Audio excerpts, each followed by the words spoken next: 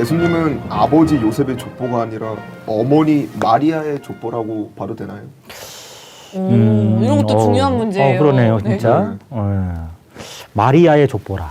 그렇게 생각할 수도 있겠는데, 그러나 마태복음 1장 18절 이후를 통해서 보면 남편 요셉은 마리아의 잉태 사실을 드러내지 않고 가만히 끊고자 하였다고 합니다. 이 일은 오늘날이나 그 시대나 결혼하지 않은 여자가 임신을 했다니. 그래서 율법으로는 그 당시 돌을 맞아 죽을 일이었습니다. 우리 MC분들은 처녀가 갑자기 아이를 임신했다는 이야기를 들으면 어떨 것 같아요? 안 믿을 것 같고요. 네. 솔직히 요셉도 그러지 않았을까요? 뭐 사연을 아직 안 들어봤어도 다른 남자가 있구나라고 생각이 됐을 것 같은데요. 여기 남자니까 네. 우리 내무님은 결혼할 여자가 나와 결혼할 여잔데 네. 같이 살지도 않는데 아직은 네. 임신을 했어요. 네. 어때요? 여러 가지 생각이 드네요, 갑자기. 그렇죠. 여러 가지 생각이 들죠. 네. 약간 뭐 쇼아네 생각도 들고 얘가 또 어디서 바람을 폈는데 지금 그치. 쇼를 하고 있구나. 어. 완전 그냥 동네 왕래 다 소문내야죠. 저런 여자다 막 이러면서 나에게 상처를 줬으니까 똑같은 상처를 받기를. 무섭다. 이런 아이예요, 우리 레몬이. 네. 근데 이게 조금 일반적인 생각들일 것 같아요. 하지만 이 천사가요. 네. 현몽하여 요셉에게 이 사실을 알게 하였습니다. 요셉은 신앙과 믿음이 좋았어요. 요셉은 마리아를 아내로 받아들이게 됩니다. 또한 이가 자기 백성을 죄에서 구원할 메시아인 것을 알게 된 요셉은 기쁨과 감사함으로 예수님을 보호하게 되거든요. 와. 그럼 왜 예수님을 마리아가 아닌 요셉의 족보에 올리게 되었을까요? 자, 일단 마리아의 족보에 올릴 수 없겠죠. 상대 상황에서는요. 그렇죠. 결혼한 여자가 남편을 따라 가정을 꾸렸는데 여자에게 족보를 올린다? 말이 안 맞죠. 그렇죠? 그래서 남자도 없는 사생아로 족보를 올릴 수가 없는 것이고요. 그리고 더 중요한 것은 뭐냐면요. 예수님이 어느 집의 혈통이 돼야 되냐면요. 다윗 집의 혈통이 돼야 돼. 근데 그 요셉이 알고 보니까 조상이 다윗입니다. 놀랍죠. 그렇죠? 그래서 이 구약의 예언을 이루시기 위하여 요셉의 족보에 올리게 되는 일이 이렇게 되는 것이죠. 왕자의 후손의 구원자가 등장할 거다 이런 환상이 있었겠어요. 맞아요. 그 예언이 이루어지는 거예요. 다윗의 후손이라고 하니까. 오, 근데 마리아의 족보가 아니라 요셉의 족보에 올렸다. 뭐 사회상으로 봤을 때는 그랬을 수 있겠구나 싶었는데 이 또한도 예언이었던 거네요. 그렇죠. 오, 좀 이해가 되고 있습니다. 그리고 다행인 것 같아요. 요셉이 사실을 알게 되어서 그걸 보호해줬다니까 너무 다행인 것 같다는 생각이 드는 것 같아요. 근데 좀 예수님 아까 뭐 성극을 많이 하셨다라고 하셨잖아요, 교회에서. 그때 항상 좀 하이라이트가 되는 장면들을 기억해 보면 예수님의 탄생 장면이거든요. 네, 맞아요. 마국간 속에서 되게 막 거룩하고 막 캐롤과 막 이런 게 있어서 뭐 황송해 보이기도 하고 거룩해 보이기도 하는 거지만 좀 이상한 것 같아요. 마국간에서 태어난 거잖아요. 네. 왜 이런 데서 태어나셔야 했던 걸까요? 요셉이 그래도 조금 앙심이 있었군요. 좀 미웠던 거죠. 아니 그런 건 아닙니다. 레몬님 표정 왜 그래요? 왜 그러세요? 네. 또 그럴 수 있잖아요. 요셉도 사람인지라. 일단은 여러 가지 이유를 생각해 볼 수가 있는데, 자 이미 마리아는 임신을 했잖아요, 그렇죠? 네. 임신을 하고 이제 아이가 나올 그 시점인데 요셉이 마리아를 굳이 베들레헴으로 데려갈 이유가 있겠느냐 이거죠. 그러게요. 그렇죠? 오늘날도 아니고. 그 요셉이 마리아를 너무 사랑해서 하루라도 못 보면 힘들어서 그랬을까요? 뭐 그럴 수도 있겠죠, 그렇죠? 저도 지금 그런데. 자, 하여간 이 성경을 역사적 배경을 통해서 보면 누가복음 2장에 가이사 아구스토가 영을 내려서 천하로 다 호적을 하라고 명을 내리게 됩니다. 그 당시 역사적 사정을 보면요. 천하로 명령을 내려 호적을 하라고 한 것은 이스라엘이 로마의 통치 아래에 놓여서 로마에게 세금을 내게 하기 위함이었거든요. 근데 이스라엘 백성은 헤롯의 통치뿐 아니라 가이사의 황제를 위해 세금을 내야 하는 가혹한 상황에 놓여 있었습니다. 이때의 백성들은 자신들을 고통에서 구원해낼 다윗과 같은 왕이 나타나기를 바라고 있는 상황이었죠. 자, 그래서 이 명으로 모든 사람들은 호적하러 각각 고향으로 돌아가게 됩니다. 네. 요셉도 다윗집 족속인 고로 갈릴리 나사렛을 통해서 동네에서 이제 유대를 향하여 베들레헴이라 하는 다윗의 동네로 그 정혼한 마리아와 함께 호적하러 올라가게 됩니다. 근데 마리아는 이미 잉태가 되어 있는 상태였어요. 네. 이러한 상황 가운데 고향을 떠나 흩어져 살던 사람들이 이 자기 고향으로 다 모이게 되겠죠. 그렇죠? 얼마나 많은 사람이 모였을까요? 엄청 많이 모였을 것 같아요. 네. 근데 만삭이 된 아내와 함께 왔으니 다른 사람보다 빨리 왔을까 늦게 왔을까요? 늦게 왔겠죠. 그렇죠. 네. 무슨 지하철 타고 오는 것도 아니고 비행기 타고 오는 것도 아니고 타고 와봤자 뭘 타고 왔겠어요. 그냥 낙이 타고 오는 거예요. 낙이 타고. 그 둘이 함께 탈 수도 없어요. 그래서 마리아를 태우고 끌고 왔을 텐데 분명히 아마 가장 늦게 도착하지 않았을까 생각이 들어요. 또 지리적으로도 멀리서 왔으니 묵을 여간방이 당연히 없죠. 이러한 상황의 가운데 마리아의 태가 열리기 시작했습니다. 다급한 상황에서 갈 곳은 어디밖에 없어요. 이 마구간밖에 없는 거예요. 그래서 마구간에서 나와서 그 말구 위에 놓이게 된 상황이 된 거죠. 만왕의 왕이신 아기 예수님의 탄생은 이렇게 낮고 낮은 곳에서 있게 되었습니다. 네. 이로 인하여 하나님은 구약 미가서 5장 2절 이게 중요한 거거든요. 미가서 5장 2절에 그 베들레헴에서 탄생한다는 그 예언이 성취되게 된 겁니다. 네. 포장지 안의 실체인 구원자 예수님의 탄생을 위한 것이었다는 것을 알 수가 있는 거죠. 그래서 겉 포장지만 보지 마시고 그 포장지를 뜯었을 때 그 안에 실체를 알아야 아 이렇게 있어진 일이구나라는 것을 알 수가 있는 것이죠. 여기서 핵심은 예언이 성취되어 나타난 실체가 예수님이다라는 것입니다. 예. 당시 뭐 가이사 아구스토가 뭐 이런 예언을 이뤄야지라고 해서 내린 명도 아니었을 거고요. 아니죠. 뭐 태를 이때 열어야지 해서 뭐 마리아가 의도적으로 할 수 있던 것도 아니었을 아니죠. 거고요. 예. 지나가고 보니 그 어쩔 수 없는 상황 속에서 마구간에서 아이를 낳았는데 그게 알고 보니 예언이었다. 이게 놀라운 지점인 거네요. 예. 하나님의 큰 그림이었네요. 에 그러네요. 오, 근데 또 여기서 든 생각은 이스라엘 사람들은 다윗의 자손, 그러니까 왕과 같은 또 다른 정치적 지도자가 등장할 것을 기대하고 있었던 거잖아요. 식민지 생활을 했던 거니까. 예. 그러던 그들에게 진짜 구세주 예수님이 탄생하고 있음을 과연 몇이나 알았을까? 그렇죠.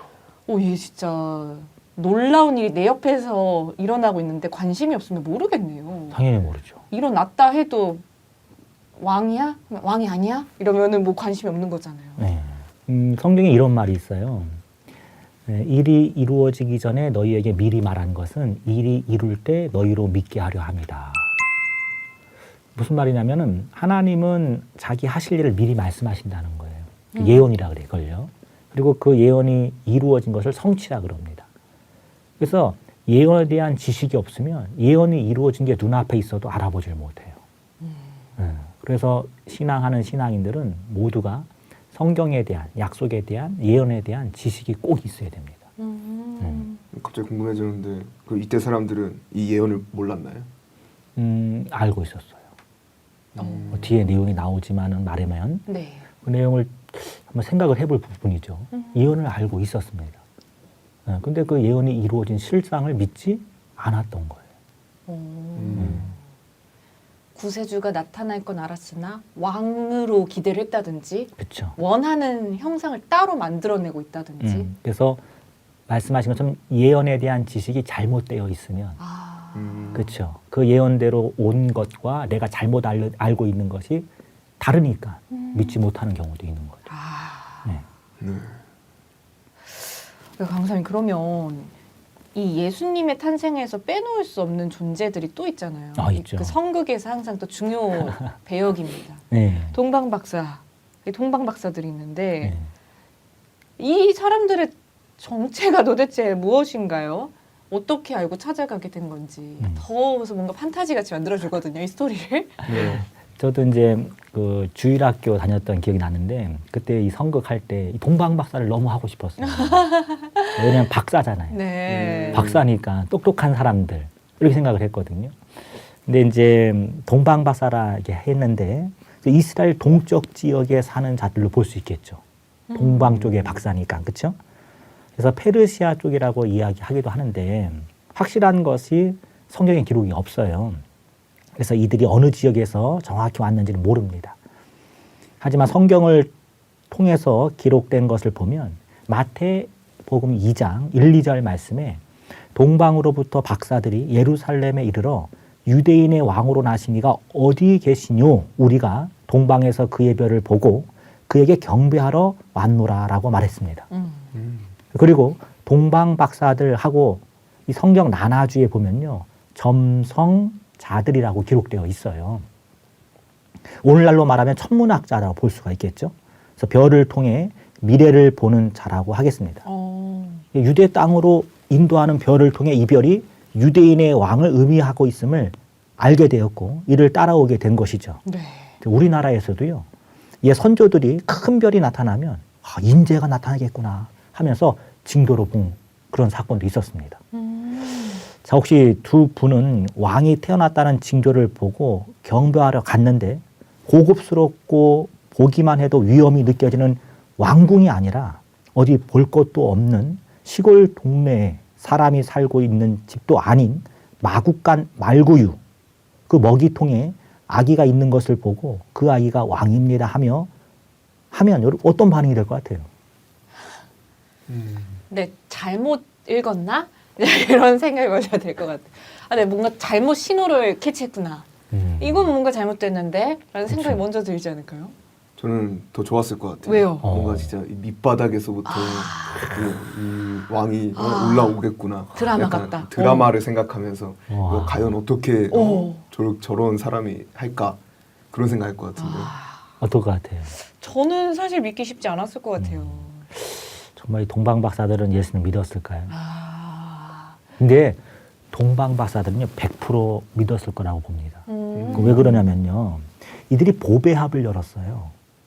그래서 거기서 황금과 유황과 모략을 주어 예수님의 탄생을 경배하게 됩니다. 이 모습을 통해서 봤을 때 100% 믿었구나 라는 것을 알 수가 있어요. 보배합을 열었다는 거는 거의 진짜 갖고 있는 많은 재산을 줬단 거죠. 그렇죠. 선물을 준 오. 거죠. 네. 그래서 이걸 통해서 성탄절날 서로 선물을 주고받는 행위가 있게 된 것이 아닌가라는 생각을 하게 됩니다. 이걸 기억하면서 했다면은 조금 인정. 그렇죠. 요거는 좀 동방박사 선물 기억하면서 선물 줬다면 조금 인정. 근데 이것이 애굽으로 급하게 피하게 된 일이 있게 돼요. 네. 그때 요긴하게 사용되지 않았을까. 그래서 하나님께서 아기 예수를 보호하기 위해서 이렇게 사용되지 않았을까라는 생각이 또 들기도 합니다. 선생님, 그런데 왜 애굽으로 왜 간 거죠? 예수님과 요셉과 마리아는? 어때요, 정범이님은? 애굽으로? 거기에 뭔가 요셉이 미리 마련해둔 땅이 좀 있었을까요? 뭐야, 왜 가요? 갑자기 또 너무 뜬금없지 않아요? 네. 예, 그 이유가 있어요. 애를 낳았어요. 호적도 다 했어요. 그럼 원래 살던 나사렛으로 가면 되잖아요. 네. 그렇죠? 그럼 나사렛으로 가지 않고 애굽으로 가게 되거든요. 자, 그거 포장지부터 얘기를 해야 되겠죠. 네. 그 포장지 안에 알맹이 조금 이따 얘기를 해보고요. 네. 네. 예, 당시 헤롯 왕은 이 얘기를 듣고 대환영한 게 아닙니다. 왕인데 예, 왕이 태어났다. 그렇죠. 이거 완전 위협이죠. 근데 재밌는 것이 이 동방 박사들이 헤롯 왕에게 찾아가서 유대인의 왕으로 나실 리가 어딨냐고 왕에게 왕이 어딨냐 물어보니 어머. 듣는 왕은 어때요, 기분이? 행복할까요? 그거 이거죠. 내가 왕이 될 상인가 이거 아니에요? 관상 아니에요? 돈만 박사 약간 눈치가 없는 거 아닌가요? 동방박사도 왜 그랬을까요? 왜 그랬을까 진짜. 오. 자, 그래서 이 헤롯 왕이 바리새인들, 이 서기관들을 불러서 메시아에 대한 예언을 다 찾았게 됩니다. 네. 찾아보니까 베들렘에서 난다고 하는 이야기를 듣게 되죠. 네. 미가 선지자 예언대로. 사실은 그것만 찾은 게 아니에요. 메시아에 대한 예언을 다 찾아보니까 이 메시아가 엄청난 위력을 가지고 왕으로 온다고 써 있는 거예요. 그 당시 기득권을 갖고 있었던 헤롯의 입장에서는 기가 막힌 것이죠. 그래서 왕권에 대한 도전이니까 이것도 또 하나의 예언이 이루어지는 과정 중에 하나인데요. 헤롯 왕이 이렇게 분노를 하게 되고 그렇죠. 위협을 느끼게 된 게 네. 예언의 과정인 네, 거예요. 이게 포장지를 지금 뜯기 시작하는 거예요. 오, 네. 근데 헤롯은 겉으로는 축하하는 척하면서 동방박사들에게 말하기를 가서 먼저 경배하고 그가 있는 곳을 내게 알리면 나도 가서 경배하겠다가 아니라 네. 내가 가서 죽여버리겠다 이 뜻입니다. 경배하겠다고 말은 했으나. 그쵸. 아. 이야. 근데 속마음은 그게 아니었죠. 동방박사가 천사의 지시를 받아서 헤롯의 왕이 말한 대로 하지 않고 피해서 돌아가게 됩니다. 그러니까 헤롯 왕은 이 사실을 알게 되고 이 아이가 태어난 곳을 모르는 입장이었는데 왜냐면 베들레헴이라는 장소만 알지 베들레헴의 동네 어딘지 모르잖아요. 그렇죠? 그죠. 네, 하다 보니까는 어떻게 했을까요? 그 베들레헴에 태어난 2살배기 아이를 다 죽였어요.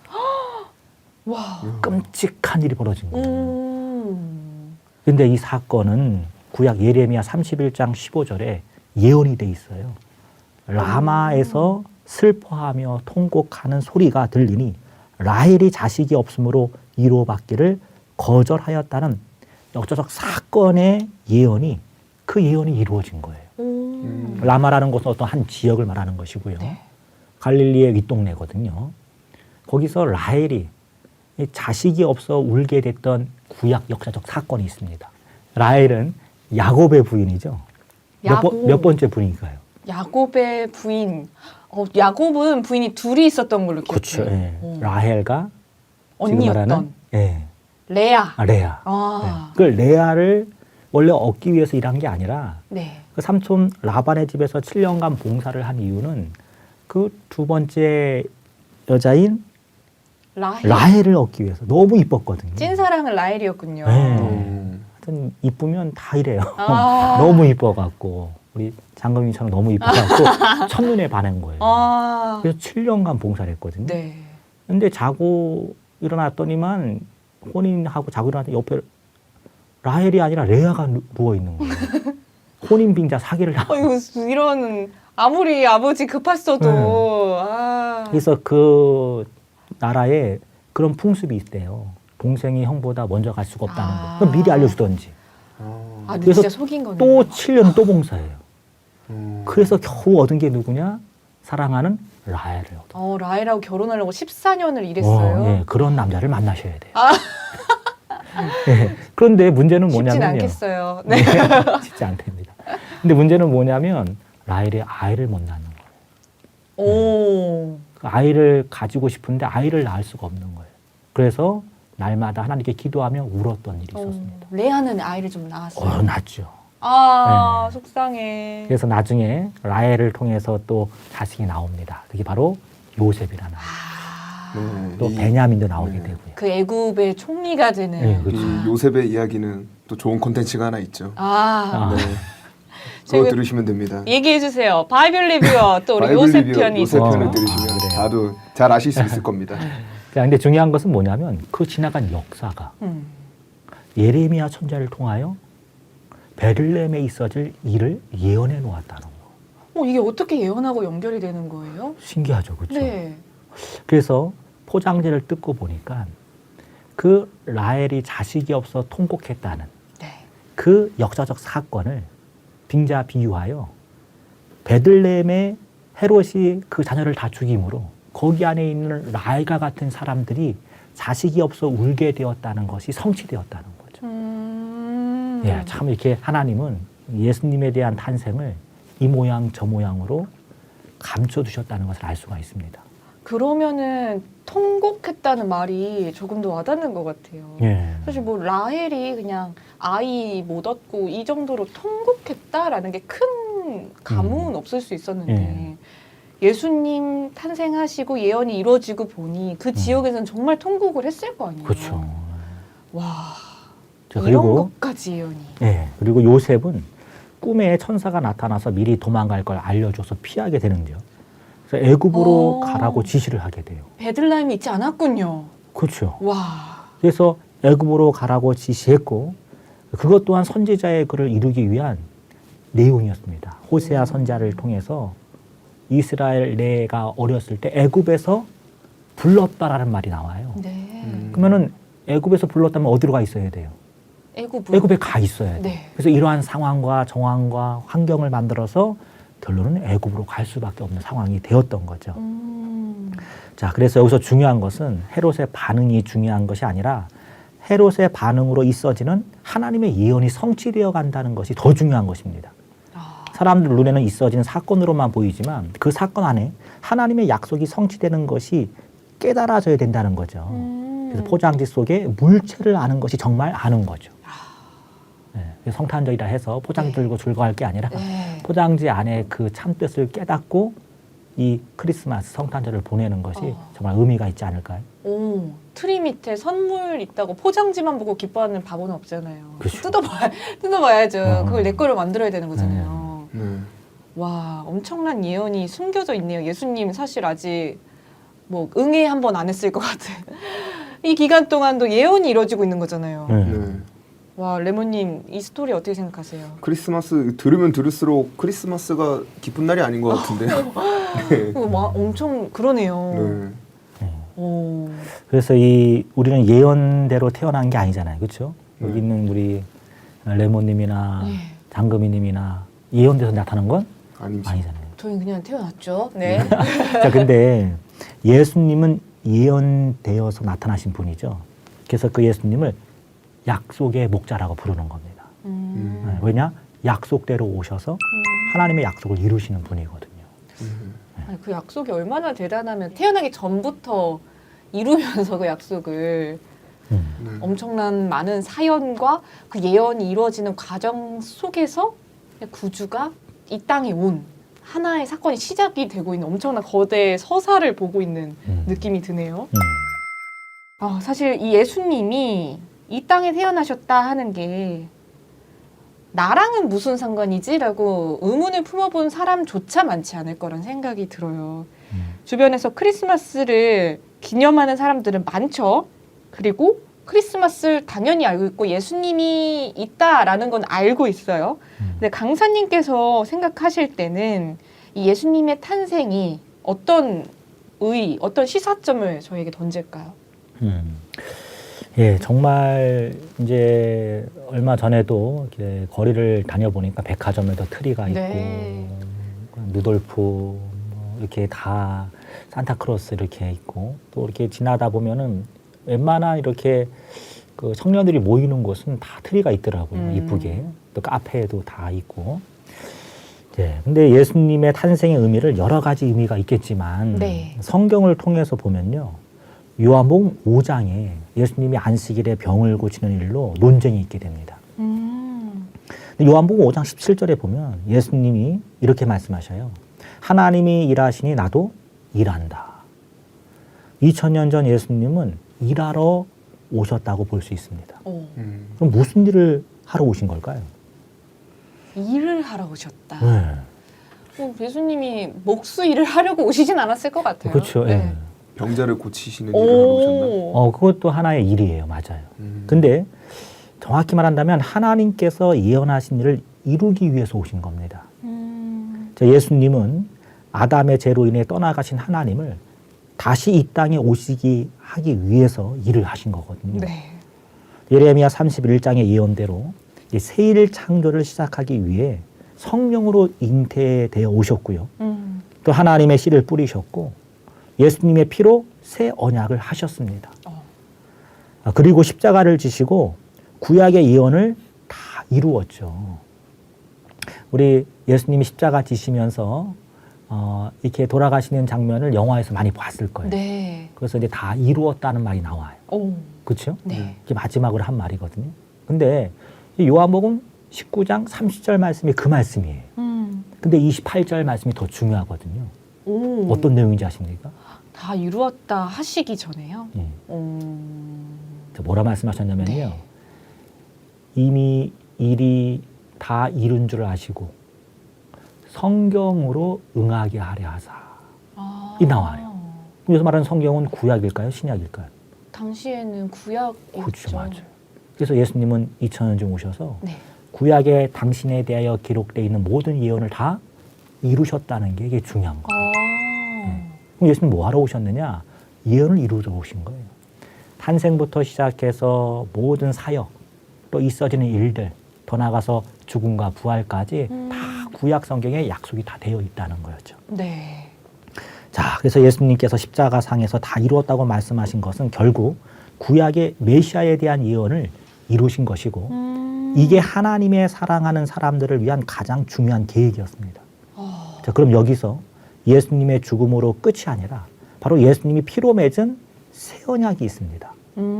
대부분의 사람들은 예수님 십자가 지시고 죽었다 여기서 끝으로 알고 있어요.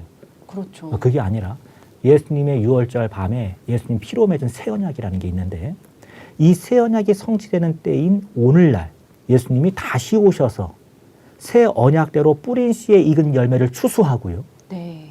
또 하나님의 나라를 계시록 21장과 같이 재창조하는 일을 이루어 이 땅에 하나님께서 2000년 전 예수님을 보내신 목적을 완성하게 됩니다. 이것이 예수님 탄생의 중요한 의미라고 하겠습니다. 다시 말해 예수님의 탄생의 중요한 의미는 하나님의 약속하신 구약과 신약이 성취되는 것입니다. 그래서 크리스마스는 구약의 예언을 이루신 예수님이 오신 걸 기념하고 또한 오늘날 이루어질 신약, 새 언약의 예언을 생각하며 크리스마스를 기념하는 것이 진정한 크리스마스를 보내는 거라고 하겠습니다. 단순히 한 날을 정해서 기념만 하고 끝내는 것이 아니라 하나님의 6000년 긴 세월 걸쳐진 인류 구원의 대역사를 알고 믿고 지키는 것이 더 중요하다고 볼 수가 있겠죠. 네.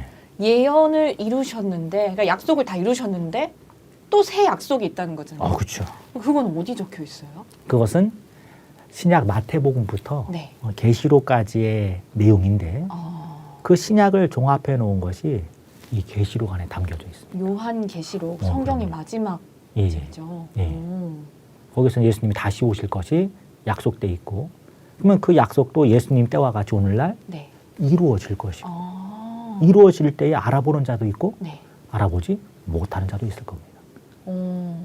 똑같이 2000년 전에 예수님이 올 걸, 구세주가 올 거는 알고 있었고 그 예언은 알고 있었지만 관심을 갖고 보느냐 아니냐에 따라서 예수님의 존재를 인지할 수 있냐 아니냐가 나뉘었던 것처럼 그렇죠. 똑같겠네요. 예수님이 다시 오신다고 하셨으니까. 예. 그럼 계시록을 알아야 크리스마스를 제대로 기념할 수 있겠어요. 그럼요. 네. 기념할 자격 되는 것 같아요. 우리 레몬님 어떤 것 같아요? 저요? 됩니다. 그 네. 자신감의 근원은 어딘가요? 저는 신천지 선교센터를 수료했기 때문에. 시온 선교센터 얘기하려고 하신 거죠? 네, 맞습니다. 시온 선교센터에서 또 그 계시록의 핵심을 그렇게 일목요연하게 설명해 주신다고요? 그럼요. 요즘 신천지가 대세입니다. 너무 많은 수강생들이 몰려와서 달마다 지금 개강을 하고 있어요. 네. 또 이 12월은 우리 10만 수료식이라는 엄청난 하나님의 은혜로 많은 열매들이 모여오고 있다는 것을 직접 보고 네. 수강생들이 또 몰려오고 있는 상황이거든요. 네.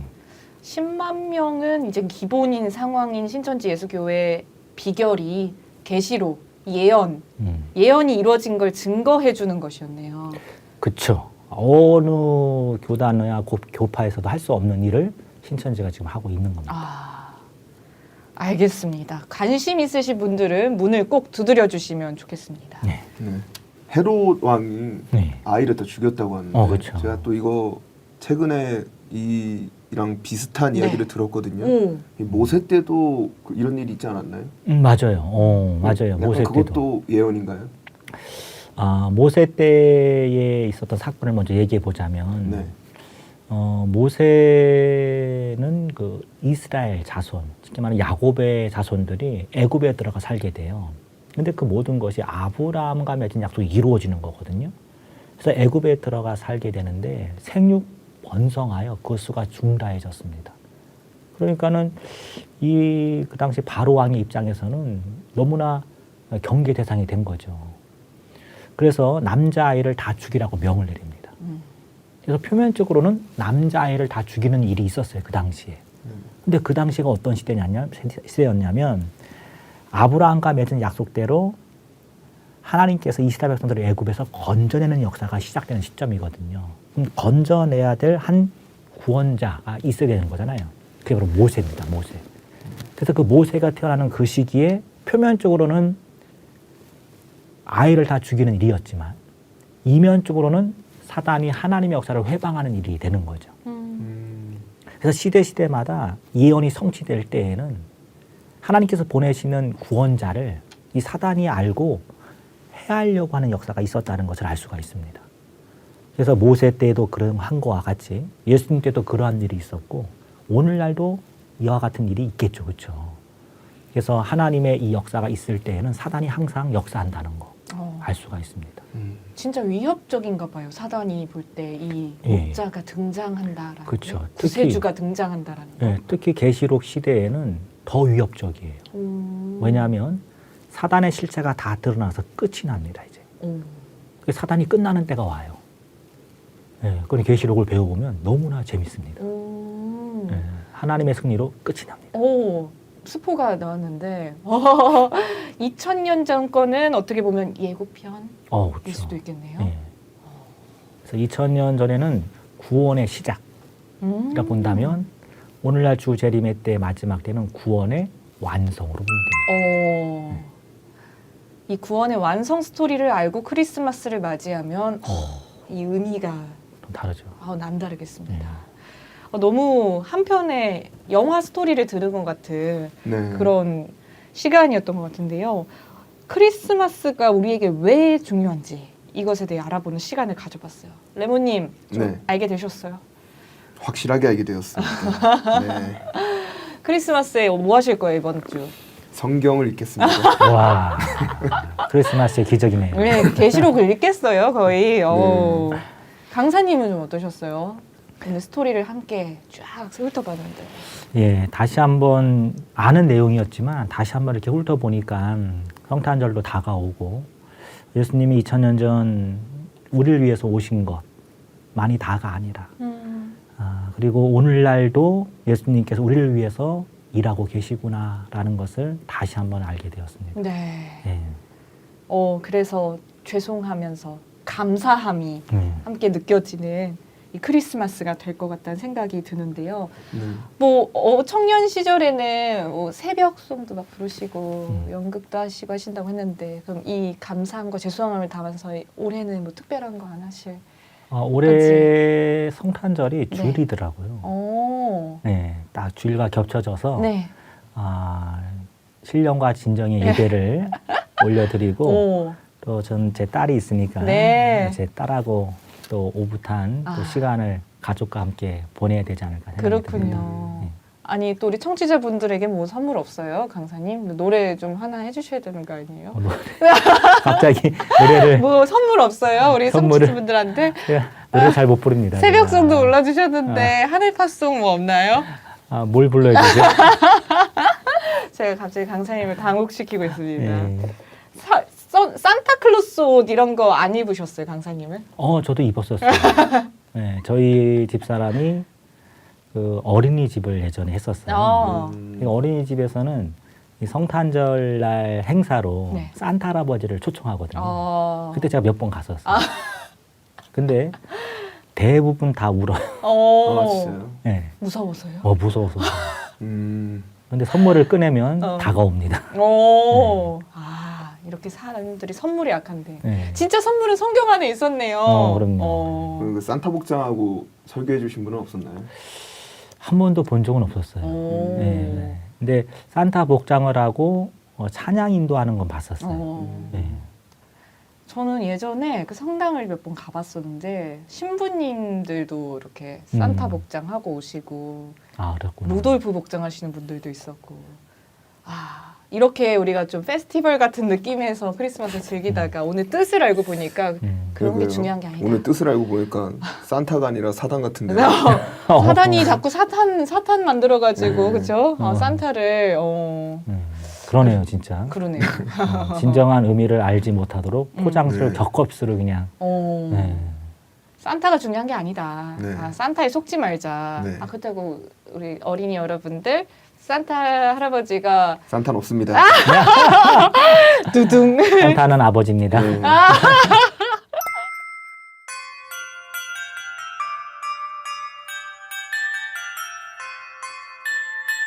올해도 이제 크리스마스가 이제 며칠 안 남았는데 단순히 분위기만 내는 게 아니라 크리스마스의 주인공이신 예수님이 어떤 분인지 또 예수님이 2000년 전에 이 땅에 오신 것이 왜 특별한 일인지는 확실히 알고 기념할 수 있었으면 좋겠습니다. 네, 오늘 그럼 크리스마스 특집으로 진행된 그것이 궁금하다 여기서 마쳐보도록 하겠고요. 다음에 또 강사님 모시고 재미있는 성경과 관련된 재미있는 역사 이야기 또 한번 청해 듣도록 하겠습니다. 네. 네, 우리 예. 메리 크리스마스 하고 마칠까요? 아니요. 어떻게 마치고 싶어요? 감사합니다. 감사합니다. 여러분 알겠습니다. 감사하고 죄송하니까. 네, 알겠습니다. 그럼 메리 크리스마스 청취자 여러분들 감사합니다. 감사합니다. figgy pudding, oh, bring us a figgy pudding and bring it right here. Good tidings we bring to you and your king. Good tidings for Christmas and a happy new year. We wish you a Merry Christmas. We wish you a Merry Christmas. We wish you a Merry Christmas and a happy